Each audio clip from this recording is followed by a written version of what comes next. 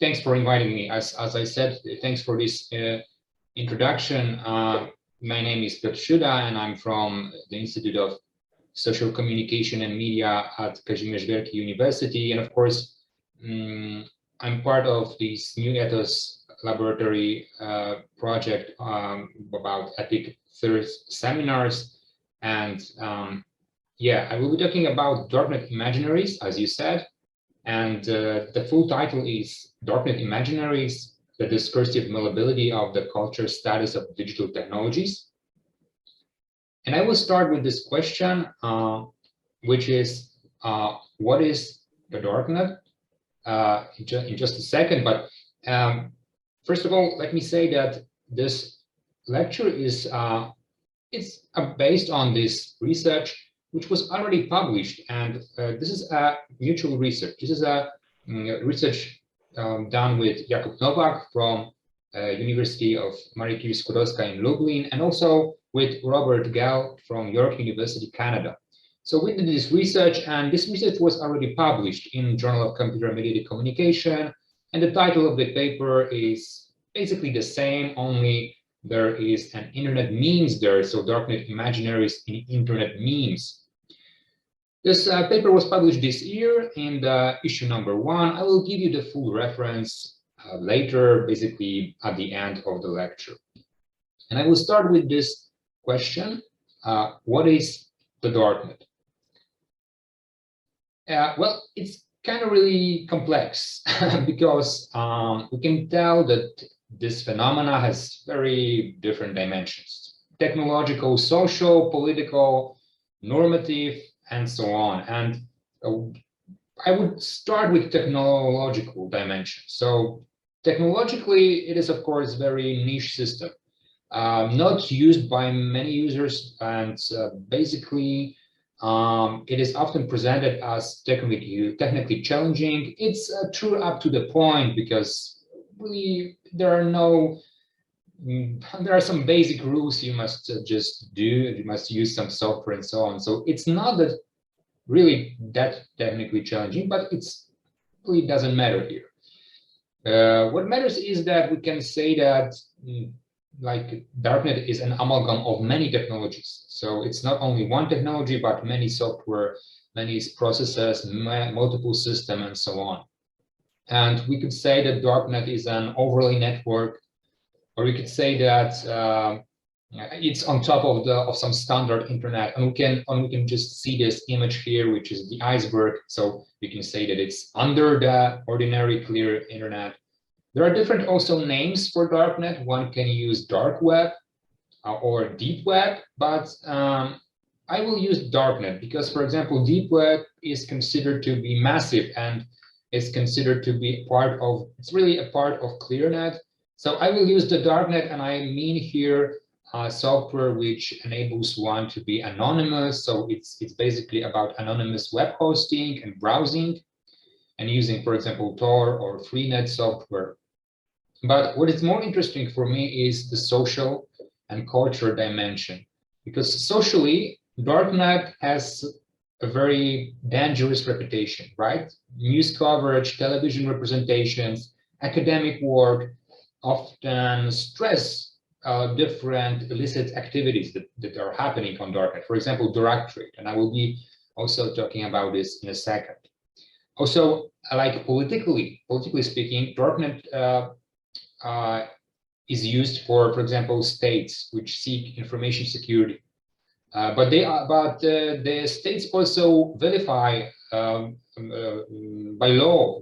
They vilify Darknet by law enforcements. So yeah, so it's already clear that Darknet's normative position is established by multiple discourses, and we understood, and I will be using we plural because I'm giving you this research by me, Nowak, and Gehl. We understood discourse as ordered ways of speaking about particular cultural objects. So we use this definition of Foucault from 1970s. And what is also important is that Darknet is very significant culturally. So, and it's really important to understand that we introduce this notion of discursive malleability of niche technologies, because Darknet is a relatively niche technology. It is used by only a small percentage of internet users. So this is kind of obvious, but despite this low number of actual users, its socially shared definition is constructed more by its common culture imaginaries. So speaking differently, we tend to understand Darknet without really experiencing Darknet. So we construct this definition of Darknet based on our understandings, expectations, evaluations, rather than by actual experiences with Darknet. So this is the reason why Darknet is so important culturally, and it's also important, and I will stress this today during the lecture, that for us this cultural significance goes beyond the communities, beyond the Darknet itself, but it tells us a lot about today's digital society, the internet in general, including, for example, limits on users' privacy, freedom of action and speech in online environments. Generally speaking, Darknet for us is kind of a lens which reflects these contemporary tensions regarding this digital citizenship in online environment. So this is, I will, of course, recall this discursive malleability of niche technologies, because this is a very important notion and a concept for us in this paper and also further. Also, what is important for us that we based our research on popular culture and memes.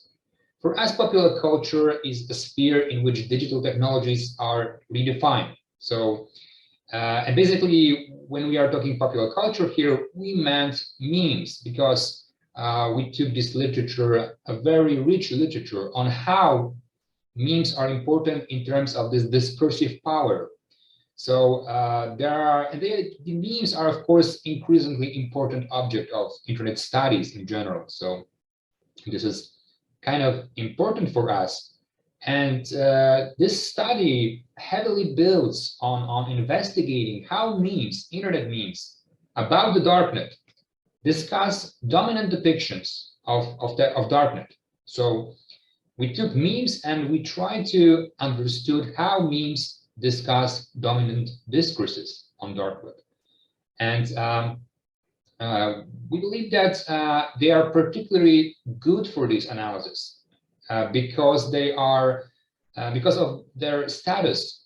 They have this peculiar status. Memes have this peculiar status. They are anonymous, they are collective. The collective authorship is inscribed into memes. They are bottom-up, so they could be subversive toward mainstream positions. And they, when we are talking about Darknet memes, they contribute to this popular perception of what the Darknet is. And for example, who uses Darknet and how one uses Darknet. And of course, they also contribute to this normative evaluation of Darknet. Is it right? Is it wrong? So our analysis of these memes about Darknet was about answering these questions you can see here on the slide. So how do internet memes describe and depict the Darknet? And also some related technologies, such as, for example, the deep webs, which I mentioned before. And how do internet memes contribute to conceptions of the Darknet characteristics, social practices, norms, and so on? And also the second question is, how do these collectively created representations in memes discuss and reinforce or question hegemonic depictions and evaluation of dark web? So, and these hegemonic evaluations of Darknet are present in news media, journalist accounts, academic papers also. And do memes reinforce or question this mainstream hegemonic depictions. And of course, this study is written mainly in theoretical methodological perspective of culture studies, but also it's not entirely true because it's strongly supported by sociology, media studies. I'm a media studies scholar, also activism studies. Basically, all those fields that consider Darknet as a kind of social-cultural phenomena and look at the Darknet more broadly, and also relate to different digital technologies in general. I must say a few words about our theoretical background. It's really important. I mentioned this notion that we introduced malleable, discursive malleability, but this is based on some solid theoretical grounds. The first background is this notion of double articulation of media, and also the notion of culture imaginaries. Imaginaries are in the title of this lecture today. So we want to basically discuss so basically what it's about is that this double articulation of media is a notion by Silverstone, and it stresses that any kind of medium is located in this spatio-temporal settings while also being a text or symbolic message. And this text and symbolic message is located within the flows of particular social culture discourse. So in other words, we can say that any kind of medium has two sides. First is this spatio-temporal material, the one we see, the one we experience. And the second one is a medium as a text, which is very strongly contextualized, and it's really about discourse, mainly about the discourse. So we trace this second articulation. So we treat the Darknet as a text, as something that could be reconstructed. And we trace this reconstruction in means, we trace this social culture status of a Darknet as a text. And this also leads us to this culture imaginaries theory, because of course, we may say that Darknet is about not how people use it, as said before, but how people think about it, so how they imagine. And this is related to this culture imaginaries notion, because this culture imaginaries is about symbolic work which relates to various culture phenomena, right? So these imaginaries of different phenomena. Of course, this is also, one must always remember that this also is also about the Darknet being a niche medium with a relatively low number of users, as said before. So the culture imaginaries and this double articulation of media are particularly important in case of the Darknet, because we all heard about the Darknet, we all know what the Darknet is, but we have this imaginary view of Darknet. This is really important because in such a way, the Darkness it could be considered as having a strong effect, as affecting actions of policymakers, journalists, academics, also lay public, right? So this is extremely important here.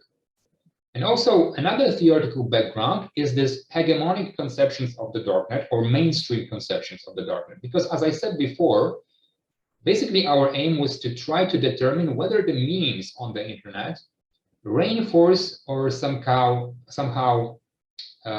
discourage, somehow question these hegemonic conceptions of the Darknet. But what are these conceptions, these hegemonic conceptions? Well, much of the discourse about the Darknet is driven by moral panics. And I think you have heard about this notion of moral panics. It's a kind of really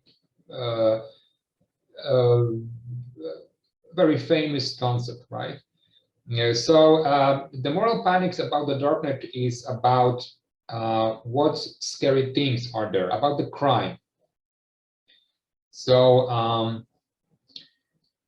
and also about the scale. So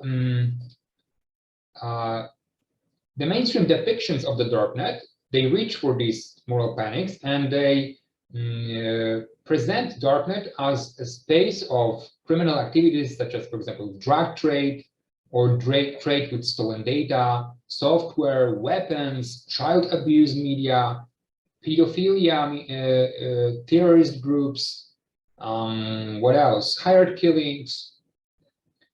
I may try to list more here, but you know what the point is. And also, there is this idea that the darknet is a space of every imaginable dangerous practices, but also is very vast. So it's much larger compared to the clear web.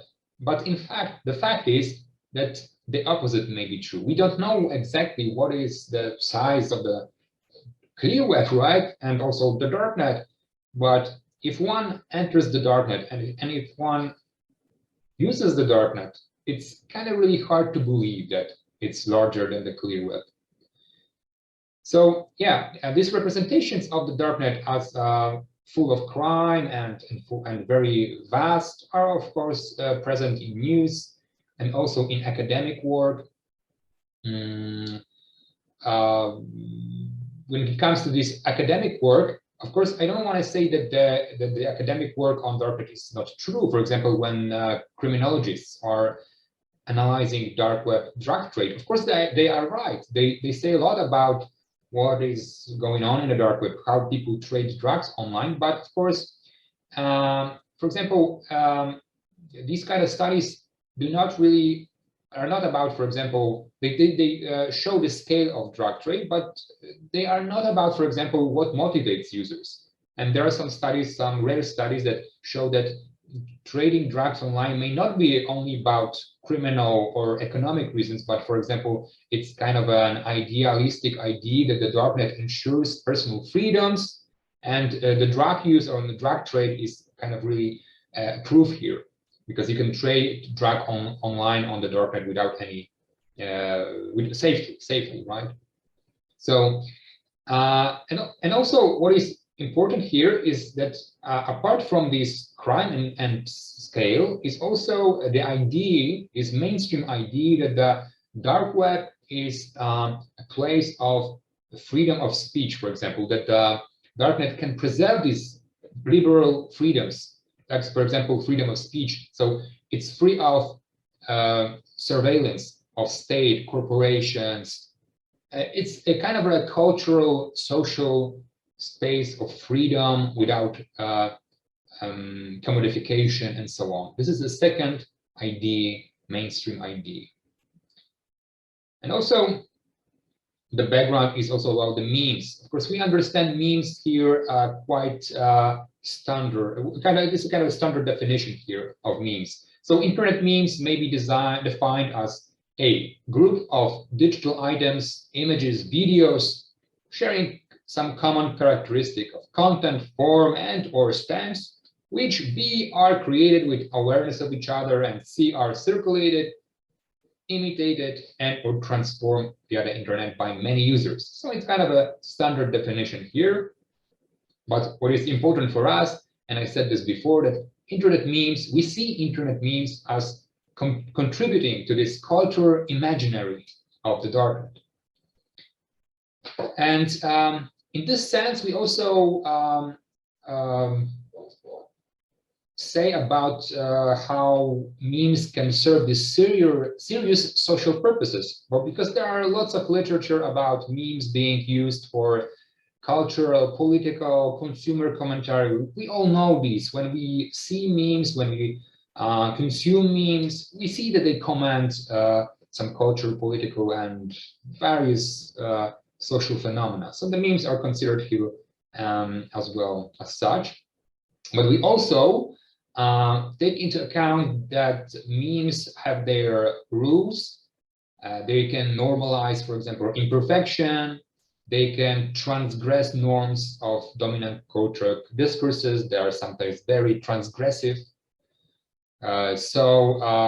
They also, we take memes as a way to see how memes, we understand memes as communicating a coherent depiction of users. So the memes say something about the users of the darknet as well. So the memes are like the voice of meme creators, right? But they also collectively contribute to this cultural definition of the darknet. And yeah, and we also, this is the slide here, which also is about the memes. And you can see on the right that there is some important information there, that we understood memes as contributing to this polyvocal political discussion. This is the term by Dinel and Poppy. This polyvocal political discussion on what the darknet is and how it should be approached, right? And legally, normatively. So memes, as any other pop culture modality, as you can see on the slide, depicting the darknet, include readings that are consonant with the hegemonic positions of the technology in question. However, they also refer to these alternative conceptions of the darknet, right, which are opposing these dominant depictions. So basically, to somehow summarize, our analysis was about seeking to reconstruct these depictions from darknet theme internet memes, how they see the darknet, whether they reconstruct, whether they support or oppose these dominant discourses mentioned before. And this was the research design. I think it was interesting. You will be judging. You will be the judge of that. We choose for our analytical procedure qualitative social semiotic content analysis, and we understood memes as multimodal communicative acts which combine verbal pictorial elements. So this standard definition, and it was basically about some actions, like, for example, we analyzed internet memes as texts. So what was already mentioned, this text, and also we wanted to go beyond this simple textual analysis and consider also context of analyzed images. For example, whether this context somehow included the ordinary internet, the clear internet. And also we wanted to consider notions predominantly inscribed into the genre of memes, because, and I've mentioned this characteristic of memes, they are anonymous, they are collective, they are also subversive toward mainstream aesthetics, and so on. So this was all important for us, so like we used this social semiotics methodological framework, and this was, of course, an inductive research, and it was a 4-stage process. Searching and collecting data was a 4-stage process, and I will just skip some slides here. I will return to this slide, but I want to show you the stages briefly. In the first stage, we just searched using a Google search engine. We searched for some sites with the memes about the dark web, and we used keywords such as, for example, darknet memes, dark web memes, and so on. So we identified 50. We took for like the first 10 pages of Google search. So we found like 50 sites, and we choose 3 sites to analyze. We choose, and I will return to this slide, Absgazer blog. This is a blog that is like kind of aggregates memes, 9gag.com, and Reddit. And I just skipped the whole Reddit subreddits because there were several subreddits there. And after this stage 1, we went to stage 2. So we just searched for images using these internal search engines in each of these sites, in each of these 3 sites. And besides Reddit, because for Reddit, the subreddits are already full of memes on dark web, and basically there are no internal search engines on Reddit, so apart from Reddit. But yeah, we searched these sites. We used some simple tools to scrap the images from these sites, and we scrapped 3,646 images, not memes, just images. We used this scrapping tool. And of course, there was this third stage when we downloaded images. Yeah, we scrapped the images and then manually just went through these images and eliminated all the non-memes, duplicate memes, and non-Darknet related memes. We used some criteria there, but I won't be talking about this. It will be too long. Which memes are about the Darknet? Please believe me, these criteria are fine. And generally, we just indicated 213 memes. So 213 memes from these 3 websites. And from this on, this is not the end, because we just we decided to try to somehow include other sites. We were aware that we weren't able to reach many sites, relevant sites. So we used, in stage 4, we used Google Images search engine. So we decided to use Google Images search engine, and we just repeated the entire procedure here with the same keywords, the same situation. We downloaded 4,317 images, and we went through them manually, and we we sampled images, and the sample was 292 images relevant in case of this GI search. And these are presented here. This is just like this table which summarizes the sites. So you can see AppsGazer, 9gag, Reddit, and Google Images, and it gives us total number of images downloaded, the thing I just said before, and number of memes analyzed from each site. And the total number of analyzed memes is 505. And I will briefly be back to this slide, titled Research Design. There is also one important information here, that the PC was used with a freshly installed browser and without logging on to any of the other profiles, which is we wanted to minimize this potential impact of previous user searches, and of course somehow counter this algorithmic search procedures. Of course, this is hardly ever possible fully, but we did our best here, and a total, as said before, a total of 505 memes meeting the set criteria were collected. This data was gathered in July 2021. Yeah, so there are some limitations of this study. Of course, we are aware that we weren't able to reach many sites relevant for these studies. So many sites with different memes, right? We did not reach many different practices of using memes, of memes usage. We are aware of these, but we think that a relatively large corpus of analyzed memes somehow makes this research viable. And instead, and also we think of these memes that we analyze rather like cases maybe, and this is in line with this qualitative research character of this research, right? Because obviously it's a qualitative research. And yeah, we just did this inductive process here. So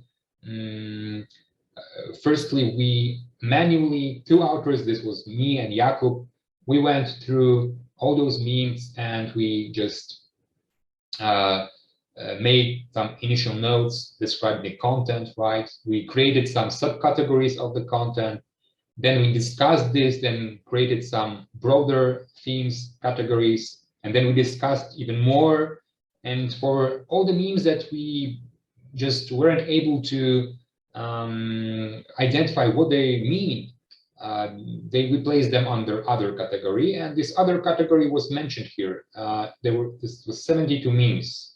So you must be aware that quite a lot of memes were in this other category. So we just somehow weren't able to really say a lot about these memes because they were so highly abstract, up to this point that no meaningful readings were associated with these memes. We couldn't really say anything about this. So of course, then after this categories, subcategories stage, we went to this more detailed exploration. So we just focus on these important themes. So we did this denotation first and then connotation, right? So we focus on important themes. We try to pinpoint the significance of these themes. And we have introduced these 9 themes.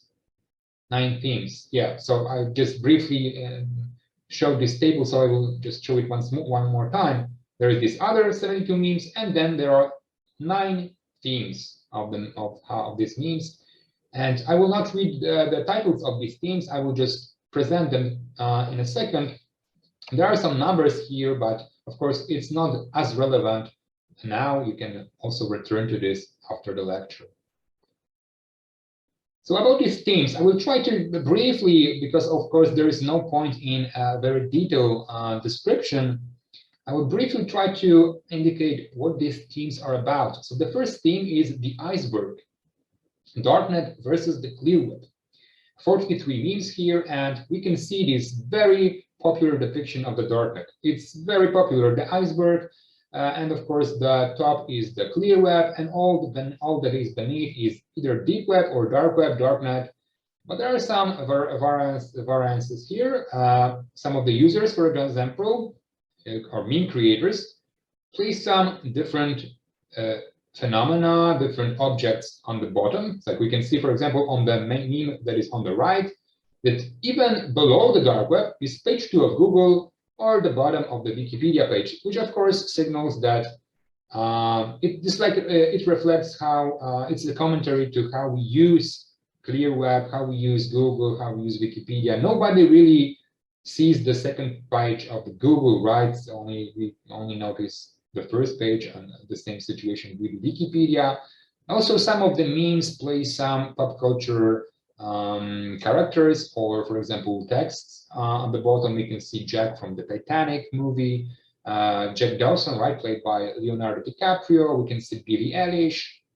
So some deep shit, which the meme states are, for example, manga character from some manga anime series. So this, of course,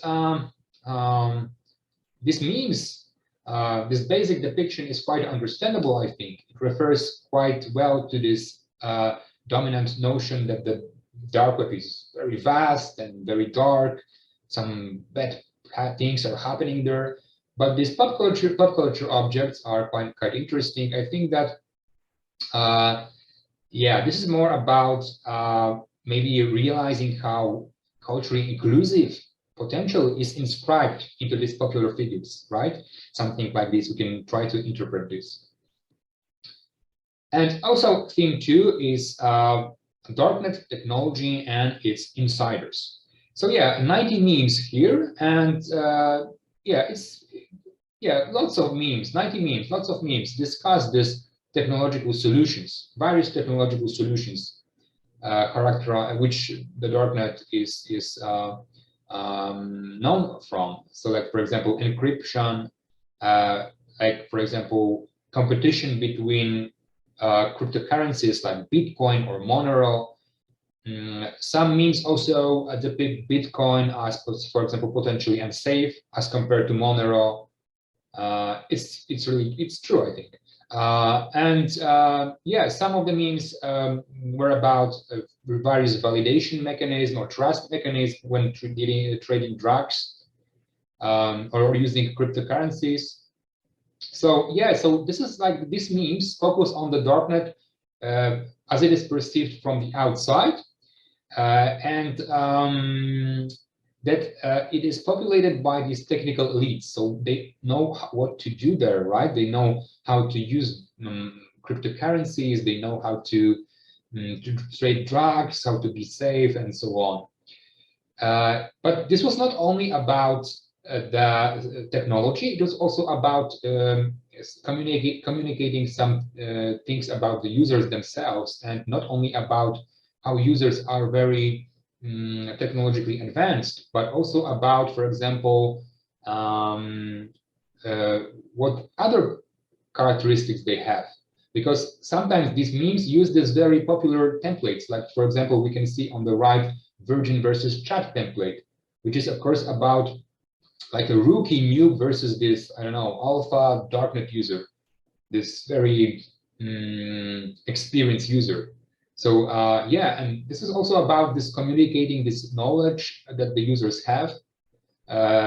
We can see this, you merely adopted the deep web, I was born in it, molded by it. This is also very, very interesting, because it was also about this ironically self-irony of this culture of failure. The memes often relate to this culture failure culture, right? Yeah, in case of these memes that were analyzed, this was like this self-irony that we may not be that socially right successful, but we know what to do in the dark web. So we are somehow experienced elite, and so on. Yeah, lots of these community oriented memes, this user oriented memes were just stressing this distinction between community members, users, and outsiders. This was very obvious. The third theme is the shadowy internet, the shadowy darknet, sorry. So 91 memes here, and this is quite obvious. Darknet is seen as the gloomy, obscure, mysterious, potentially dangerous. We can see this in these memes. Shadowy place, the Lion King meme. What's that shadowy place? That is the deep web. You must never go there, right? Or the dark web, I'm so scared, or I caught a glimpse into the deep web, never again. And of course, before deep web, after deep web, when it suggests that after using deep web, we are kind of like zombie creatures. We saw such a horrible things that we'll never be the same again. And this is quite obvious. But the interesting thing is that this memes, this content, it seems to support this dominant discourse, but nothing really is so concrete there. It's just like the darknet is very shadowy, but what exactly is happening there, no one really knows. Like the memes don't tell you that, don't tell you this. So yeah. Theme number 4 is the unexpected side of the darknet, very humorous memes, 42 memes. We believe that these memes, they give you this idea that the darknet is a place of these criminal activities. And so in such the way they support this dominant discourse, but it's also about this humor that, for example, when you enter the darknet, from the meme on the right, when you enter the darknet, when you are browsing the dark web, you see yourself on the Hitman Sniper's cam, or for example, the left meme, when you're browsing the dark web and you see yourself on sale within the same day delivery.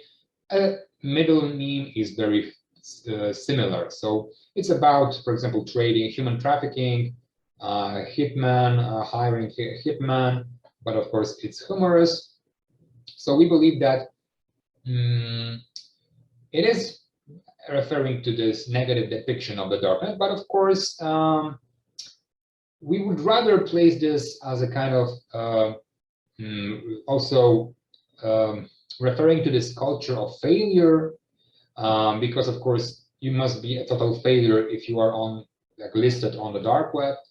And yeah, so it kind of really normalizes this imperfection, right? It's kind of really also a mockery of this serial dominant discourse, because we all know that it's not possible to see yourself on a dark web as a potential target of a hitman. So it's also a mockery. So it's also really, it supports and also ridicules this dominant discourse, right? Theme 5, dark web, darknet, dark humor. Well, this is like a significant number of memes, 73. They are very naughty, they are very transgressive, we might say. So some inside jokes about, yeah, illegal practices, mostly pedophilia, child abuse, drug trades also, but human trafficking, hired killings, and so on. But mostly I think about pedophilia and child abuse. So this is like these memes are very vulgar. They are very provocative. Yeah, they are very offensive. But the memes are sometimes like these. So in this sense, we may say that these memes are read according to this online logic of Lutz. I don't know if you've heard about this online logic of Lutz. This is about this vulgar, provocative texts, memes, and this aesthetic and normative framework is like it openly breaks the rules of what can be shown, what can be said. So this is why these memes are very transgressive, and they are also a way to communicate something about the dark web. And I think the situation is similar to theme 4. So they're also supporting this dominant discourse, but they are also opposing in a way because they are so vulgar. Theme 6, demystifying the darknet, and this is totally opposing, like opposing this dominant discourses that the darknet is something shadowy and so on. Yeah, so basically it's about 45 memes analyzed. Did demystify dark web as this space of these criminal activities, and also about these memes are making fun of these popular hacker stereotypes. For example, on the right, what people think darknet is, and we see the lines of code, right? And what darknet really is, copy paste. And of course, some say darknet one more time, and film about the darknet starter pack. It's also a very familiar template for memes. The starter pack, we can see that the starter pack for the dark web is always use the iceberg metaphor. Criminal guy doing criminal things on the dark web, and of course, a hooded person. And users can't track back because of encrypted servers and so on. So it's just basically just mockery, and in this sense, it's demystifying the darknet. There were also memes with this matrix-like green digits. The meme on the right is one of the examples here, but there were just sometimes these memes were very obvious and the matrix related. I mean the movie. Yeah, this was about, for example, that the darknet users are like people that are really childish. They are not criminals, they only pretend, but in fact, they are living in their parents' basements, if you know the phrase. So yeah, it's really about this discursive meta-commentary, right? The rejecting this notion of this dominant discourse. My favorite here is this. This is also a popular template. And you know this template, I believe. What society thinks I do, what my parents think I do, what my friends think I do, and what I really do, right? We see that this is like a really striking example of how memes could really comment this dominant discourse, and what how they reconfigure, and why they are so socially and culturally important here for us in this analysis.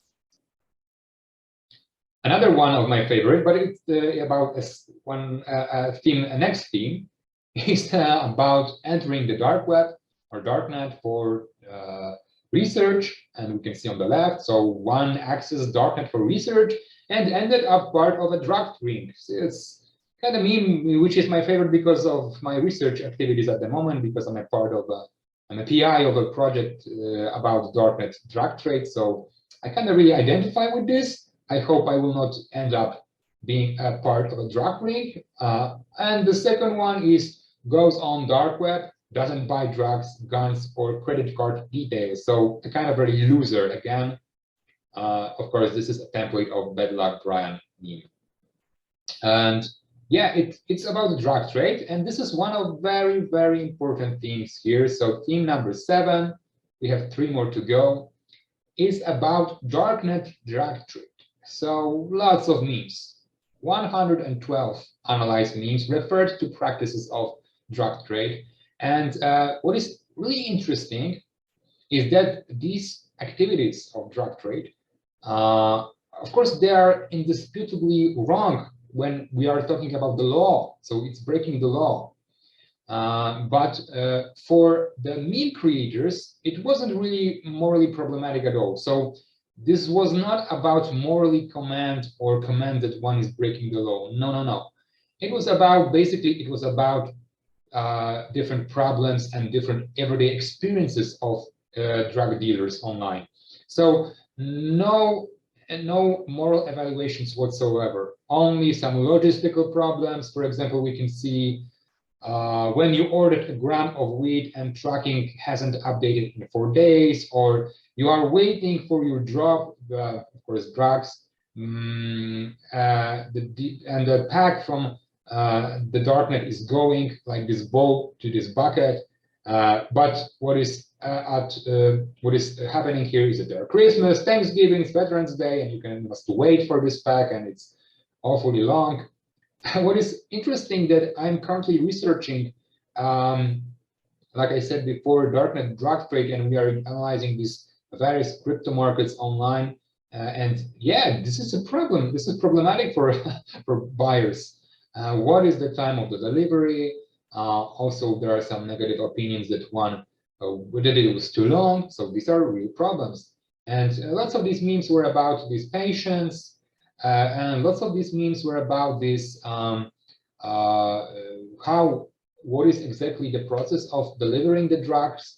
So, for example, you can see the memes on the right. All of you who works for FedEx, UPS, and USPS, you the real most valuable player. So they are delivering drugs, these services, and they don't even know this, right?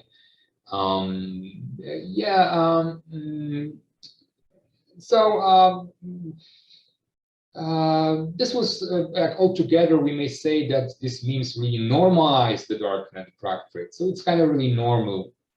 In this way, they really refuse these moral evaluations, and they discuss this normative aspect of dominant discourses, right? But they do not discuss illegal practices themselves.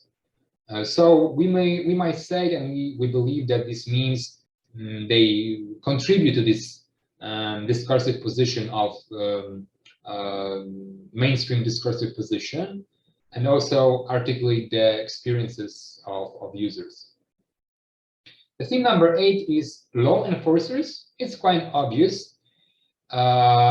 If there are drug trades, there are also law enforcers, and law enforcers are present online, and creators, by the means of memes, they ridicule. In fact, the memes ridicule the law enforcers. For example, we can see on the left, Reddit. On the Reddit, someone writes, "How many of you went to dark web?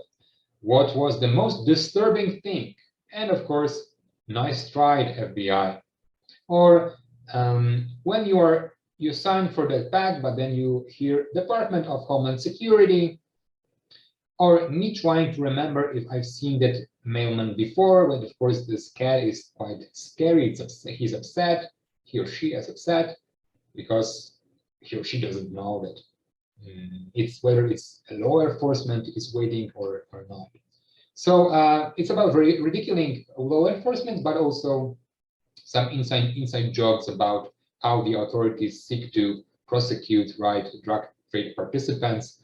And this, for us, is further contributing to this construction or constructing this identity of darknet community members. Theme number 9, and this is the last one, is darknet and political activism.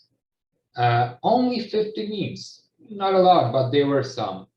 These memes were overtly political, and they make this normative claim that the darknet is a valuable political tool. So, and these memes negotiated this dominant media discourse because they showed the darknet as a space of this civic action, a tool for this activism, but also negotiated this gloomy, evil face of darknet, because of course, whether it's kind of shadowy and gloomy, this is the like a factor for it to be used for this civic action. These memes were overtly political, and they used, for example, the anonymous figure. We can see in the middle 2017, the year anonymous hackers took down 10,000 child pornography sites on the dark web in one day, more than the government has in the last decade. Or this was like just explaining that the Tor technology or the darknet technologies are somehow safe, better. Then they can help avoid surveillance. They can help activists in sharing some data. So we can see Tor, me, and Google, and of course Tor is better. Or we can see the iceberg here again. So there was like also some known and characterized before themes here. And the darknet is the top here, we can see, and it's against censorship, legal content, privacy, and so on. Yeah, lots of memes here about lots, only 15 in general, so not that much, but some memes here about whistleblowers, some memes here about politicians and how these darknet help to share the data that can somehow bring into light some law infringement by politicians and so on.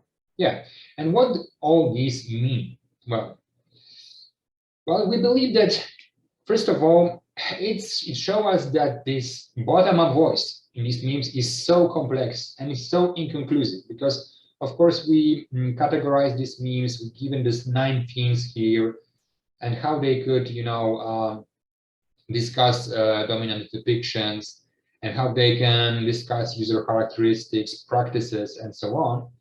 But in fact, the fact is that it's very complicated, it's very complex and inconclusive. And that is the reason why we try to do something more with this. So we believe that these 9 themes that we extracted from this material, these 9 themes contribute to this cultural imaginaries that may be seen as this representational map of the darknet. And we present this representational map of the darknet. It was a long process, believe me. There are some working maps. One of the work in progress here. This is the draw by Jakub, who just made a photo and sent it to me, and we tried to do something better. And the final result was presented in the paper in JCMC journal. And it's just ordering these themes. Each T represents a particular theme here. And we just put these particular themes into this chart. And the sizes of these themes correspond to the theme's volume. And the horizontal axis is whether the theme complements, negotiates, or openly opposes these dominant discourses, these dominant depictions of the darknet. Okay, so, for example, T7, which is drug trade, it is quite obvious that it complements dominant discourses. Yeah, and the vertical axis is about what is the normative evaluation here. So whether it's wrong, neutral, or right. And the drug trade T7 is, of course, wrong, but also neutral. Rather neutral, I would say. So yeah, and taken as a whole, these two, we believe that these two axes, and yeah, they are about this, pinpointing these two semantic fields here. So two semantic fields here. The first one, the green one, the darknet as ordinary yet for the skilled. And there are themes, 4 themes here: the iceberg, darknet technology, demystifying the darknet, and political activism. And it's kind of interesting because it's right evaluation and opposing dominant discourses or being neutral. The memes here basically ridicule the moral panics, right? They demystify the gloomy character of the darknet. They reconstruct the users are skilled, technically skilled, and they show sometimes these hacker ethics inscribed into users. That's it. And the second semantic field, the red one, is the darknet as extraordinary, indeed, and for the toughest. And there are 5 themes here: the shadowy darknet, the unexpected side of the darknet, dark humor, drug trade, it's this D7 I've mentioned, and law enforcement.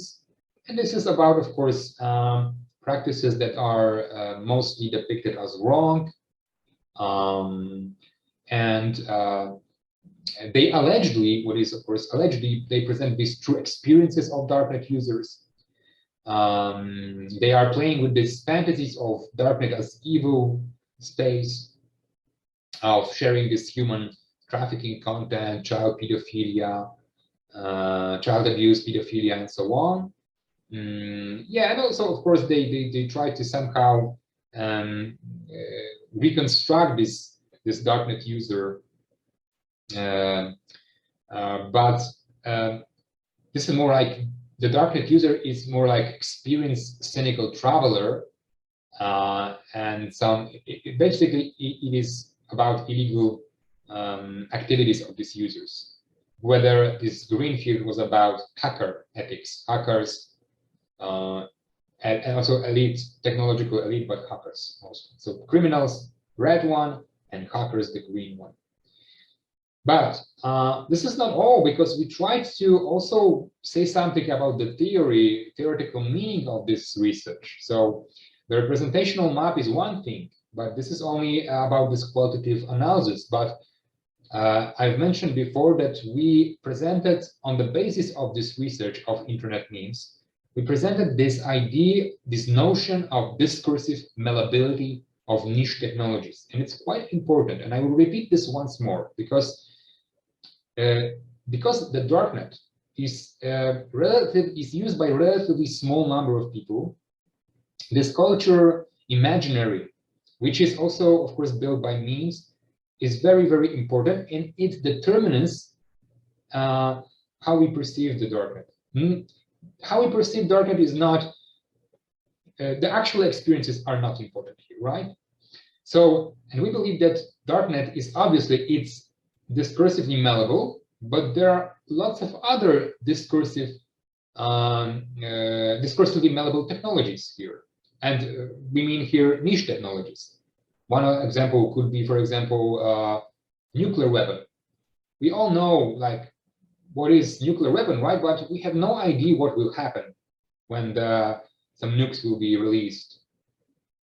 Or, for example, another example which is quite popular here, quite popular today, is artificial intelligence, ChatGPT. Basically, we all think that artificial intelligence will destroy us, but nobody knows how it works. I mean, there are some people who know, of course, but I mean, like the average user or like lay public doesn't really know how the GPT works. I've tried it myself, and I believe the threat is not there, at least not yet. But there are some imaginaries about artificial intelligence, how it will replace people, how it will destroy humanity, and so on. So this is another example of this discursively malleable niche technology, because of course everybody talks about ChatGPT, but I'm sure that there are not many users of it, at least not at the moment. Maybe some have tried, but not a lot of these people are using ChatGPT in a regular manner, right? So,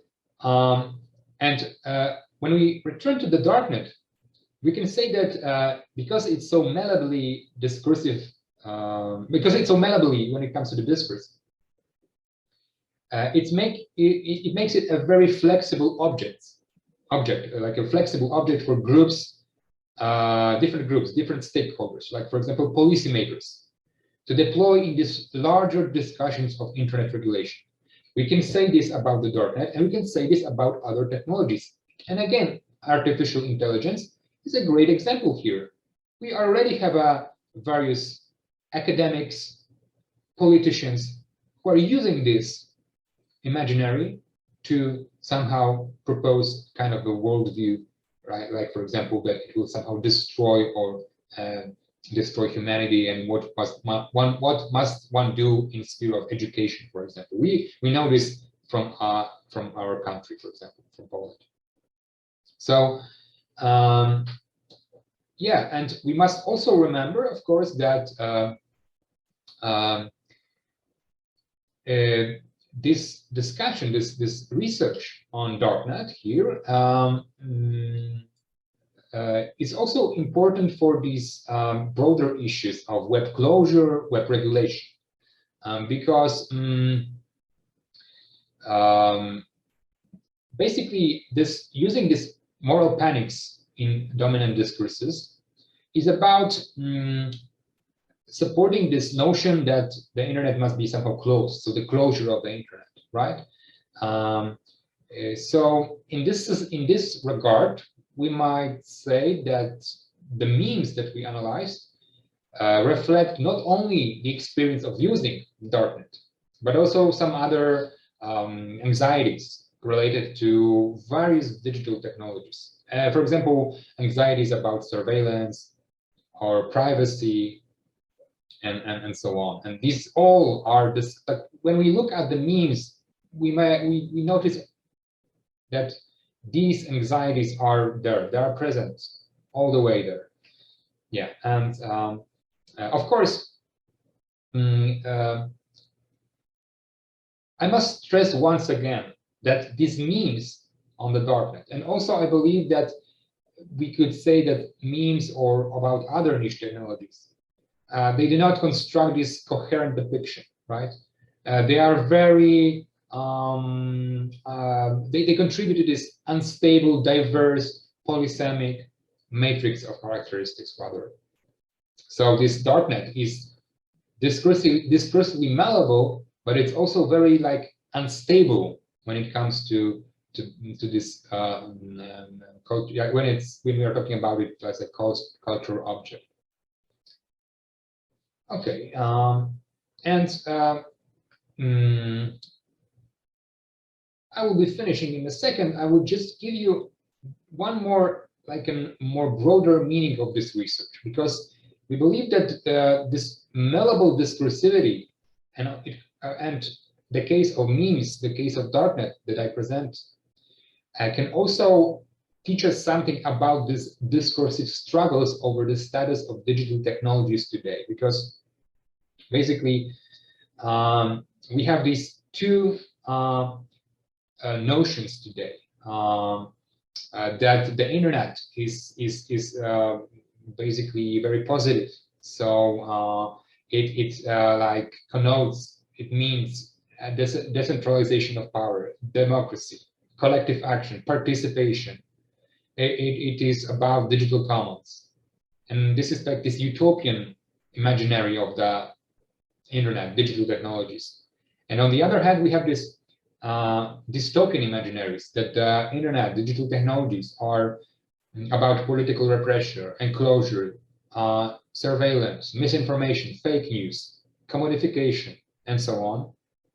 And for us, the Darknet memes, and this particular case here, the Darknet as general Darknet, and the memes, of course, is a kind of a lens that exposes these contradictory notions. And also, what is even more important, it also exposes these conceptions and policies that support these notions. Because of course,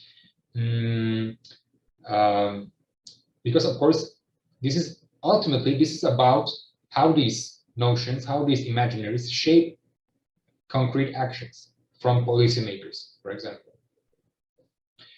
And also, when it comes to this research, we believe that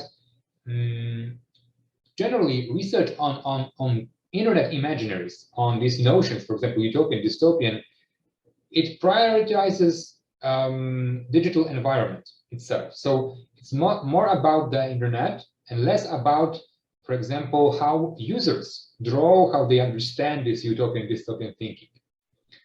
And we believe that the internet memes and the research presented here, it's more about people's positions, more about how people understand. Because of course the memes are bottom up, they are collective, they are shared, and so on, because of these memes characteristics. Yeah, so we need to include these people's positions. This is quite obvious, I think. And in this sense, these memes and these memes creators' contributions, they are kind of a meta commentary here, right? To discuss these notions, to discuss these regulatory attempts of different stakeholders, the moral panics about these regulatory attempts of states, for example, and so on. So we try to just indicate that our research has this broader meaning when it comes to the debates on digital technologies in general. And and good for us that the reviewers saw this, that we managed to do this. And we also believe that this research could be somehow continued, because for us, it has some implications for the Darknet studies. Basically, it showed that because the Darknet research at the moment is mostly about actions, concrete actions of users, for example, how they trade drugs, what is the scale of drug trade. And we believe that we managed to show that we can also include some cultural studies when discussing the Darknet. And we believe also that we somehow, this notion of discursive, malleable niche technologies could also expand it, right? That we may try to determine how other cultural niche technologies are being perceived, and what are the implications of this. There are some gender aspects we could undertake, because obviously these memes, what is I think quite interesting is that these memes reconstruct mostly male users, but women, girls, they are depicted as basically as victims, for example, in drug trafficking or pedophilia. So we may try to dive a little deeper into these gender aspects of these memes, and how, for example, these other also niche digital media use these gender aspects. We can try to also compare various online spaces to show how these digital technologies are articulated. Because, for example, we could try to compare how memes look at social media, and try to compare this with these Darknet memes, whether this is somehow similar, what are the tensions here and here. So we believe that some comparative studies of various online spaces are needed. Concluding, I might say that the internet memes are quite fun. This is obvious. We can laugh a lot. But maybe you know this famous phrase that the memes are also a serious business. Yes, and in the case of this research, we believe that this is obvious. The memes contributed to how people see things, especially these obscure, malleable, discursively malleable, I might add, culture objects. And the Darknet is such an object here. This representational map that we presented, in our opinion, revealed this how this medium, and I mean here the dark web. That of course these memes may work as this medium, right, of collective redefinition. So the representational map, the memes, they they show us how the internet and the darknet are being redefined. Yes, and I must end with also noticing that this research was partially funded by Polish National Science Center. 2 grants were involved here. One was Jakub's Nowak grant about everyday practices everyday practices of internet users, and you can see the number here, the first one, and the second grant, also funded by National Science Center, is the grant that I'm a PI of, and it's about trading drugs online. And I must thank you, of course, for listening. And here is the reference for this paper. Like I mentioned before, it was already published in issue number 1 this year, and you can find it online. It's in open access, so no need to pay. And I must end with this, like, maybe warning that the picture you can see here, it's not a meme. We may easily include this in our analysis, but it's not a meme. It's like a picture from an official Twitter account of Europol, and it's a warning for users. And yes, of course, I've tried to show that all these crime and all these illegal activities are really. I showed this in the cultural studies perspective and how memes comment on this popular notion. But yeah, please remember, if you are entering dark web, there are some not nice things happening there. So be safe and use some software to protect